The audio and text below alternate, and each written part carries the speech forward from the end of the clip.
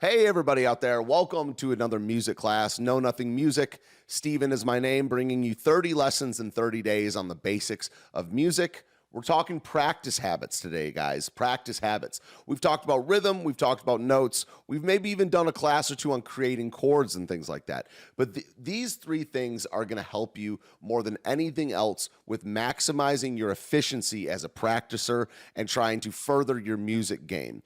So if you want to hit the like button, hit the share button, maybe leave a comment below. Tell me what things I can do my next video on. That would be awesome. Subscribe to the channel. These things I'm contractually required to say in order to have a YouTube channel. But yeah, today we're talking about practice habits. You've learned some stuff already. Okay, now we're going to learn what are the things that you're going to do to maximize your efficiency when you're practicing music. One thing I like to tell to my students is that until we've gotten to a certain level, I'm not exactly your music performance or music playing coach. What I am is your practice coach. We're trying to learn how to create good habits so we can practice effectively. That will one day affect a performance or get you good at what we call playing music. But what we need to do for the first, I don't know, sometimes 6 months, sometimes a year, sometimes 2 years. It depends on how much you work into these habits and get good at doing these yourself with discipline. And then you don't need me to talk your ear off with it anymore. It's ingrained in you, and then we can move on to other things other than these three practice habits. So the first thing to tell you about these three habits is that you will operate at top efficiency, top effectiveness if you use these three habits in tandem. If you do one of them but not another one of them, it's good. It's great, especially the first one, slowing down, which we'll get to in a second. But what you're really trying to do when you're operating at top efficiency while you're practicing is you're trying to use these three things all at once, and it's case by case specific. So instead of kind of presenting this as a big picture thing, let's get into the practice habits, and I'll show you what I mean as we go. So the number one, and these are all obvious things that people know are probably good for practicing something, but getting yourself to do it in real time is very difficult. So first one, slowing down. Music is, among other things, happening across time, okay? You can, if you try to say a hard line from a play or anything difficult, everyone knows if you try to rush it, it's harder. If you try to do it slower, it's actually easier. Now, it's harder in some ways to go slower. Controlling your body slowly and taking your time with something is hard in itself. But when you try to rush something, it ends up sloppy. Everyone knows this. Everyone's heard take your time. Now, what I've done with my classes, and I'm sure there's other teachers, good teachers out there that have done this, I've taken slowing down to a new level. My students, and you'll be shocked at how young they learn how to do this when we do it right, we will take it to a painfully slow level. Now, what do I mean by slowing down? Music happens with a tempo. Boom, ba. All right, you could even think, that this is a slow tempo. Let's slow it down even more. Bum, ba. Let's slow it down even more. Dun, dun. Let's slow it down even more. Dun, dun, dun. Now, what you can see when I'm moving this slow tempo is I'm feeling a subdivision in between every single note. And that's what's allowing me to go this slow. Okay, we can go even slower. Now, this might seem very, very slow, but you might not even be able to play the song that you're looking at this slow of a tempo, which means by definition, we are going too fast. Let me repeat that. If there's a song or a passage of a song that you think you're good at, hey, I'm good at this, I've mastered this. If you can't play it at this slow, at a certain tempo, if you're making mistakes at all, it means by definition, you are going too fast. One of the things I love to ask to my students is, how do I know as your teacher that you're going too fast? Am I a mind reader? Am I just the amazing noticer? No, it's because you're making a mistake or an unforced error at the tempo that we're at. So there's almost no limit to slowing down. except there is. What is the ultimate version of slowing down? It's breaking free from a tempo at whatsoever and doing what's called a time freeze. While you're practicing, you are not, when you're playing in a performance, when you're playing with another person, when you're doing some sort of performance, you are held to a tempo. Music is not that enjoyable when you're not doing it at some sort of steady speed, but you are not held to that while you're practicing. Practicing is about getting the steps correct, and one day it'll all be at a steady tempo. You are granted the permission and, dare I say, are encouraged to freeze time while you're practicing. Say we're going at our tempo. Doom. And you're about to hit a spot where you're going to mess up. The best thing to do is notice that you're going to mess up and freeze time. Let's just make it awkward for a second. Get used to this while you're practicing. I'm comfortable with the chords. They're going by. I've done these a million times. Then I hit a harder chord that I haven't done before. Instead of just jumping the gun and trying to force feed the chord or whatever it might be, a melody, might be anything, might be a rhythm, stop. Just stop. Just freeze time. Get comfortable with what you're going to do next. Get the whole thing in your head, look at it on whatever instrument you're on, and try your best to execute that step after the time freeze. After the time freeze, you can get back into the tempo if you want, but what I'm saying is you can infinitely slow down and freeze time. Not only can you should infinitely slow down and infinitely freeze time while you're practicing to give yourself a shot at kind of tracing an outline around all the things you're supposed to do. You can always do it again. We're musicians. You're going to do it again.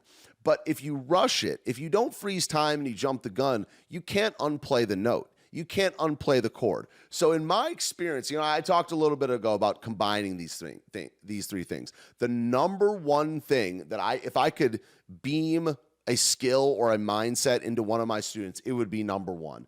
Slowing down and time freezing as a way to set your feet for the next step of the music. If everyone were to do that, you would not have this phenomenon of playing for 20 years and still not being good. It would not happen. Everyone would just get decent enough in about 5 or 6 years. And now less music teachers would have jobs. Sorry, music teachers. I mean, maybe I would have less students.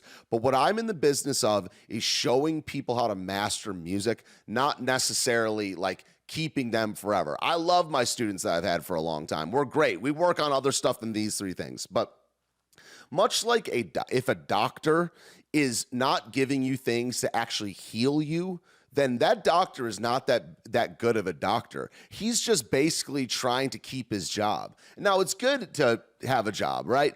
But what are you in this for? Are you in this for, as a music teacher, what are you in this for? Are you in it to get a paycheck, or are you there, or do you want to get a paycheck while actually helping people solve their musical problems? I fall into the latter camp.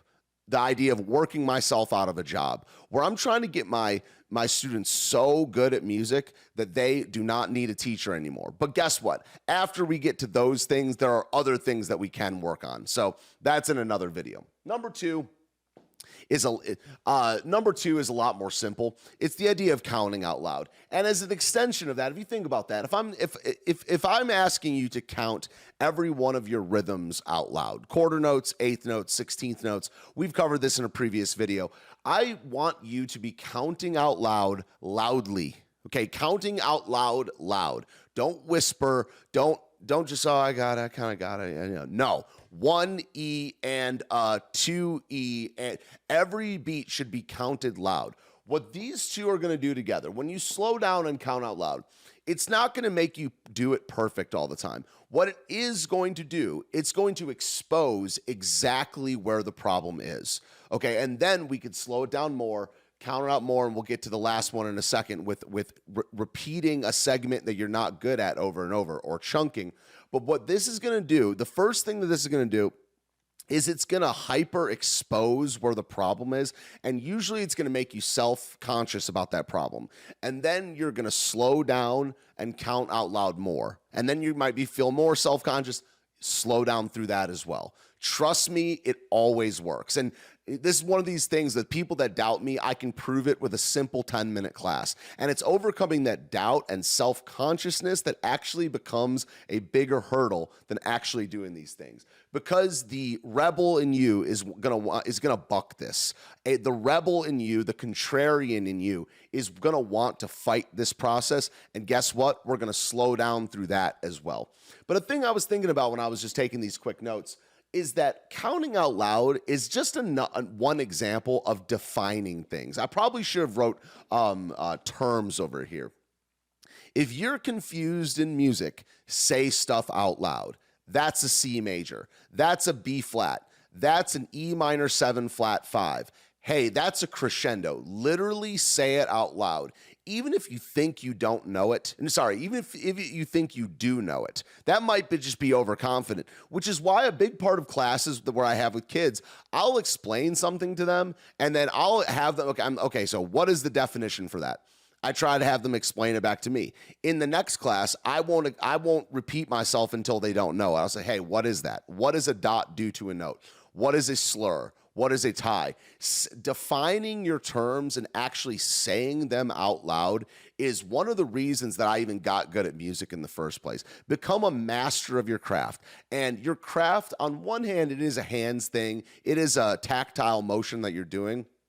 But when a person builds a house, they know the names of every single thing they're building, usually, if they're really good in this day and age. Now, the first builders may not, there weren't really terms for everything. They were much better. They would just make it. They would know how to seal it, everything. I'm not a house builder. Just saying that it is possible to get good without knowing the term for everything. But guess what? In the year 2023, with the existence of the internet, why would you waste the idea of knowing the names for the important things in music? You can take it to a crazy, or what, dare I say, like dorky music nerd level, where it's like you're all about knowing the names of everything, but you can't play it all. Trust me, that's not what we're doing. What we're knowing is the terms and definitions for the most basic, often used things. So I would say, as an extension of counting out loud, like naming the thing that you're doing.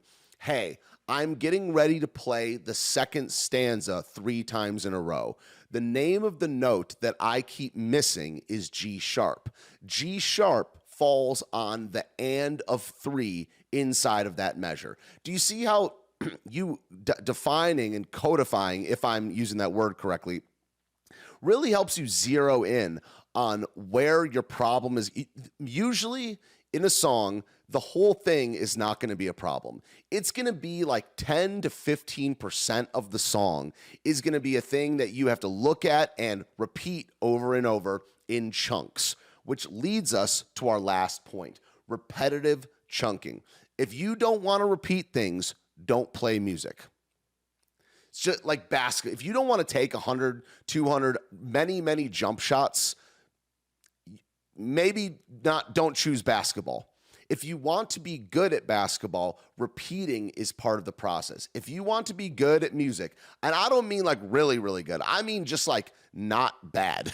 If you want to be not bad at music, get used to repeating things. Now, the reason that we have chunking here is the thing I just said.